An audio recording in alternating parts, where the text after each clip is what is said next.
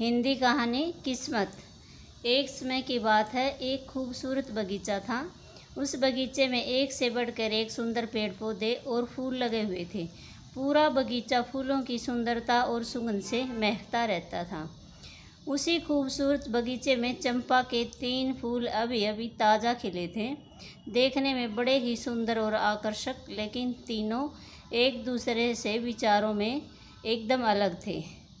पहले फूल को अपनी सुंदरता पर बहुत घमंड था। दूसरा अपने को बहुत साधारण सा फूल मानता था। तीसरा यह सोचता था कि वह अपने छोटे से जीवन में किसी के काम आ जाए तो बहुत अच्छा, वरना अगर किसी ने नहीं तोड़ा तो यूं ही पेड़ पर लगे लगे सूख कर समाप्त हो जाऊंगा। अगले ही पल हुआ यूं कि जिससे स्वयं पर बहुत घमंड था, उसे एक भगत मंदिर में भगवान पर चढ़ाने के लिए ले गया। लेकिन जैसे ही वह उसे मूर्ति पर चढ़ाने लगा, ठीक उसी समय पुजारी जी जोर से छींक पड़े। उन्होंने उस फूल को अशुद्ध समझकर नाली में फेंक दिया। बेचारे फूल का घमंड चूर चूर हो गया। दूसरे फूल को एक मर्द शरीर पर चढ़ाया गया।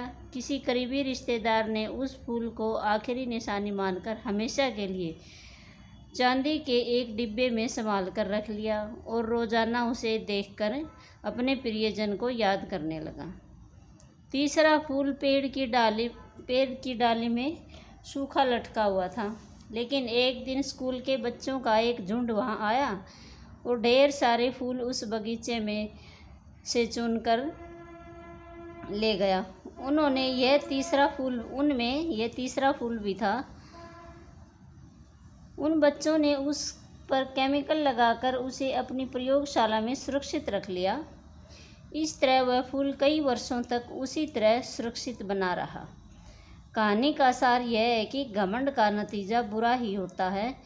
ठीक उसी तरह जिस तरह पहले फूल को अपने पर बहुत घमंड था, लेकिन भगवान पर चढ़ाए जाने की बजाय उसे नाली में गिरकर गल जाना पड़ा, वहीं दूसरे को चांदी के डिब्बे में और तीसरे को प्रयोगशाला में सुरक्षित रख लिया गया।